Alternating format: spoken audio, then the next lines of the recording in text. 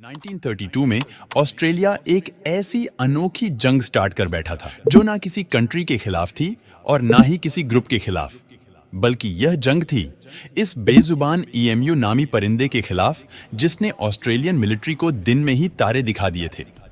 सुनने में तो यह काफी अजीब लगता है कि एक परिंदे से भला किसी को ऐसा भी क्या मसला हो सकता है कि उसके खिलाफ एक पूरा मिलिट्री ऑपरेशन स्टार्ट करना पड़ जाए। पर ऑस्ट्रेलिया ने ऐसा कदम उठाया भी था और उसमें बुरी तरह से शिकस्त भी खाई। यू कैन स्टडी के एक और नॉलेजेबल वीडियो में आप सभी का स्वागत है। दोस्तों, वर्ल्ड वॉर 1 के बाद पूरी दुनिया ग्रेट डिप्रेशन से गुजर रही थी और ऑस्ट्रेलिया भी इसकी जद में आ चुका था। यहाँ फार्मर्स अपनी फील्ड्स पर कोई भी चीज नहीं उगा रहे थे क्योंकि मार्केट में डिमांड और सप्लाई के फर्क की वजह से हर चीज की कीमत बहुत कम मिलती थी, जिससे किसान अपना खर्चा भी नहीं निकाल पाते थे। अगर ऐसा ही चलता रहा तो ऑस्ट्रेलिया के पास खुद के खाने के लिए भी कुछ नहीं बचेगा। इस चीज पर काबू पाने के लिए ऑस्ट्रेलियन सरकार ने फार्मर्स को फोर्स किया कि वह वीट की प्रोडक्शन स्टार्ट करे और उनसे वादा किया कि गवर्नमेंट उनसे वीट अच्छे रेट पर खरीदेगी। फार्मर्स गवर्नमेंट की इन शर्तों को मान गए और वीट के प्रोडक्शन स्टार्ट कर दिए। लेकिन जब यह फसलें तैयार हुई तो गवर्नमेंट अपने वादों से पीछे हट गई और फार्मर्स को कम रेट ऑफर करने लगे। फार्मर्स ने प्रोटेस्ट में फैसला किया कि वह वीट अब सेल ही नहीं करेंगे और इसी वजह से उन्होंने फसलों की कटाई ही नहीं की। अब ऐसा नहीं था कि ऑस्ट्रेलियन सरकार को वीट की जरूरत ही नहीं थी, वह एक तरह से फार्मर्स को ब्लैकमेल कर रहे थे क्योंकि उनको मालूम था कि तैयार फसल अगर फार्मर्स गवर्नमेंट को सेल नहीं करेंगे तो उनकी फसल पर कीड़े लग जाएंगे। पर ऑस्ट्रेलियन सरकार को क्या मालूम था कि आने वाली मुसीबत कीड़ा लगने से भी ज्यादा तकलीफ देने वाली थी। ईम्यू, जो कि सिर्फ ऑस्ट्रेलिया में पाई जाती है, उनका ब्रीडिंग सीजन खत्म हो गया। यह एक सीरियस मसला था क्योंकि ईम्यू अपने ब्रीडिंग सीजन के बाद माइग्रेट करती है। जब ईम्यू इनलैंड एरिया से कोस्ट की तरफ माइग्रेट कर रही थी तो उनको वेस्टर्न ऑस्ट्रेलिया में तैयार वीट फील्ड नजर आई। 20,000 ईम्यू का टोला इन वीट के फील्ड में घुस गया और रातों रात फील्ड के वीट को खाकर तबाह करने लगा। सादे 5 फुट लंबा और 45 किलो वजनी यह परिंदा एक दिन में 2 किलो तक खुराक आसानी से खा सकता है। अब 20,000 ईएमयू एक बहुत बड़ा नंबर है और यह सिर्फ एक दिन में वीट के बीज से 25 एकड़ की जमीन तबाह कर लेते थे। 1-2 हफ्ते तक फार्मर्स ने इनसे निपटने की कोशिश की, लेकिन ईएमयू एक फील्ड से निकलकर दूसरी फील्ड में चली जाती थी। अभी तक 3 से 350 एकड़ जमीन जाया हो चुकी थी।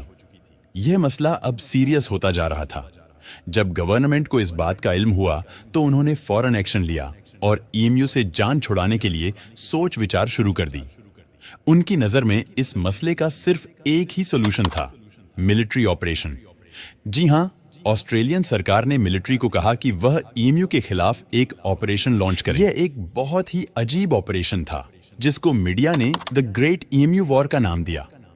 ऑस्ट्रेलियन मिलिट्री, जो हाल ही में वर्ल्ड वॉर 1 से फारिग हुई थी, उनको लगा कि जब उन्होंने अपने हकीकी दुश्मनों को शिकस्त दे दी तो ये ईएमयू किस खेत की मूली है। उन्होंने चंद सोल्जर्स को मशीन गन्स और चंद हजार राउंड के साथ वेस्टर्न ऑस्ट्रेलिया भेज दिया।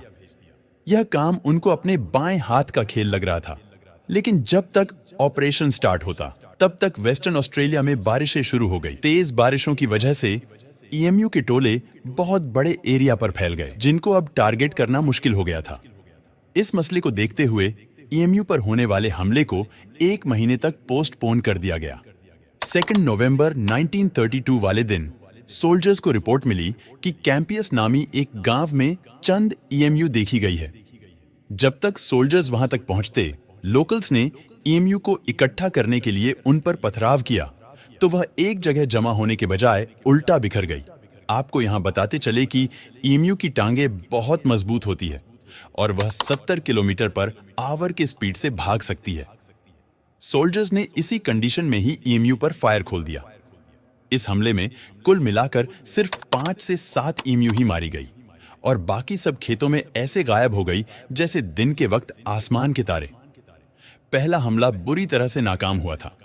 20,000 में से सिर्फ 5 साथी ईएमयू की मौत इस मिलिट्री ऑपरेशन की पहली नाकामी थी। 2-4 दिन बाद सोल्जर्स ने यह फैसला किया कि वह अब खेतों में घात लगाकर बैठेंगे, ईम्यू के करीब आने का इंतजार करेंगे और फिर फायर खोलेंगे। इस बार 1000 के करीब ईएमयू खेतों में दाखिल हुई। जब वह छुपे हुए सोल्जर्स के करीब आ गई, तब फायर खोल दिया गया। लेकिन इस बार किस्मत ने उनका साथ छोड़ दिया। अभी 2 दर्जन ईम्यू ही मरी थी कि मशीन गन जाम हो गई।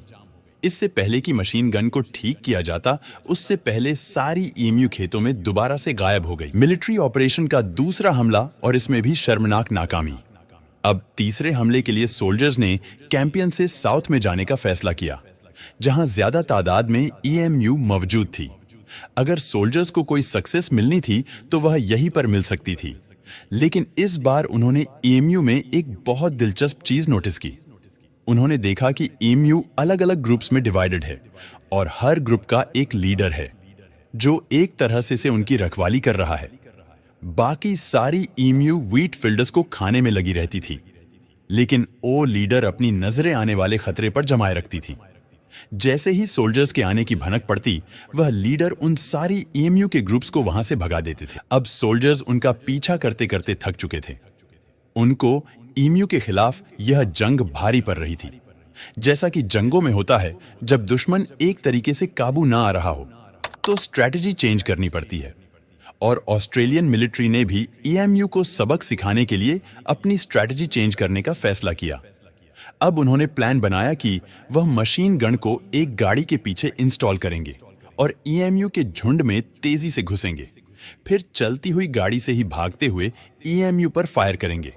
पर जैसा वह सोच रहे थे, वैसा शायद असली जंग में तो होता हो, लेकिन यहां दुश्मन बेशक ना उड़ने वाला ही सही, पर बहुत चालाक परिंदा था, क्योंकि गाड़ी को रफ फील्ड्स पर यानी ऑफ रोड पर चलना था।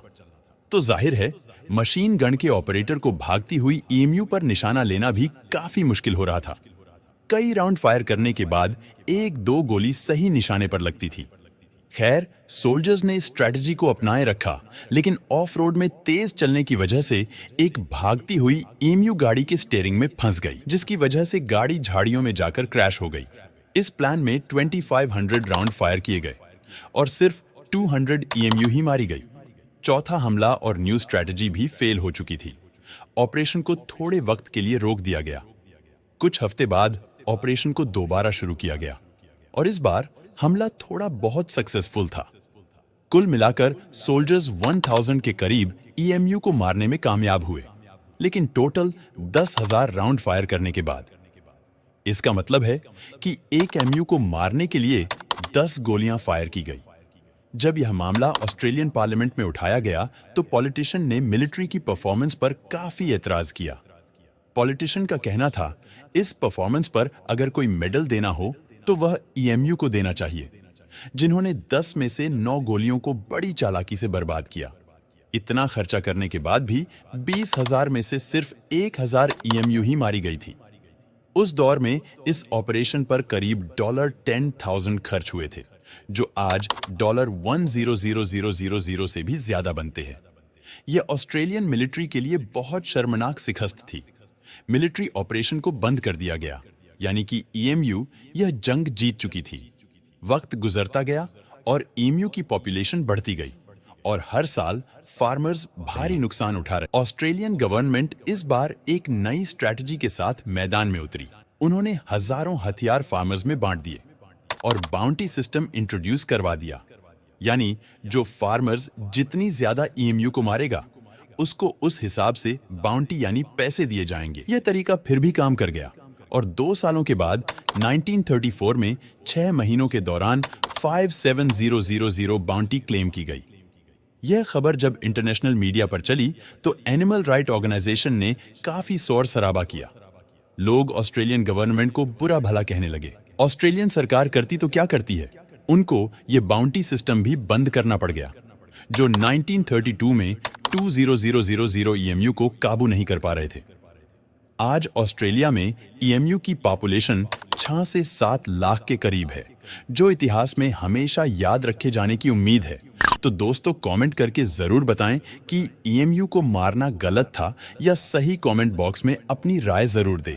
तो चलिए दोस्तों, इस वीडियो को यहीं पर ख़त्म करते हैं। इस वीडियो को एक लाइक ज़रूर करें और अपने मित्रों तक इस वीडियो को शेयर करें ताकि उन्हें भी जानकारी मिल सके, और अपने भरोसेमंद चैनल को सब्सक्राइब ज़रूर करें और बेल आइकन को ऑल पर सिलेक्ट करना बिल्कुल ना भूलें। मिलते हैं किसी और नॉलेजेबल वीडियो के साथ। वीडियो को अंत तक देखने के लिए धन्यवाद। जय हिंद।